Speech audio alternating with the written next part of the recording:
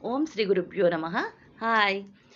విజయం సాధించడంలో మరొక మెట్టు, సక్సెస్‌లో ఇంకొక మెట్టు ఏంటంటే విద్యా విద్యా విధానంలో మనకి ఒక మంచి కోరిక ఉంటుంది. క్లాస్‌లో ఫస్ట్ రావాలని, అందరికన్నా ఎక్కువ మార్క్స్ సాధించాలని, లైఫ్‌లో ఉన్నత శిఖరాలను అందుకోవాలని విద్యార్థులకు సహజంగా ఈ కోరిక ఉంటుంది. ఉండాలి కూడా.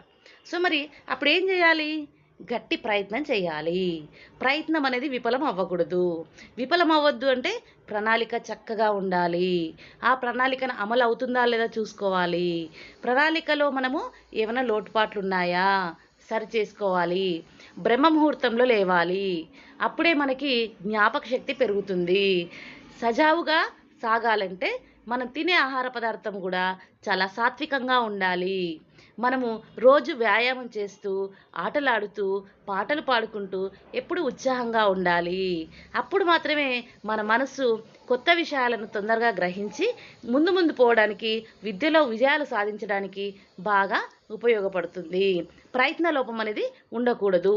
సాధన చేసేటప్పుడు ఎన్నో సమస్యలొస్తాయి. ఫిజికల్‌గా, మెంటల్‌గా ఎన్నో మనకి అడ్డంకులు వస్తుంటాయి.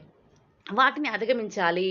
సాధనలో వచ్చేటువంటి అడ్డంకులన్నీ కూడా సులభంగా దాటడానికి కొన్ని మనం అలవాటు చేసుకోవాలి. అందులో మెడిటేషన్ కూడా ఒక ముఖ్యమైన పాత్ర వహిస్తుంది. తర్వాత మంచి సాంగ్స్ పాడుకోవడము, మనము మంచి మంచి కలలు కనడము, ఆ కలలను నిజం చేసుకోవడానికి నిరంతరం ప్రయత్నం చేయడము. ఇవన్నీ చేసేటప్పుడు కొన్నిసార్లు మనము ఓడిపోవచ్చు. అప్పుడు మనకి మనలో సహనం అనేది నశించి మనం ఆగిపోతే అక్కడ పని జరగదు. సో, కాబట్టి మళ్ళీ ఓర్పుతో ముందుకెళ్ళాల్సిన అవసరం ఉంటుంది.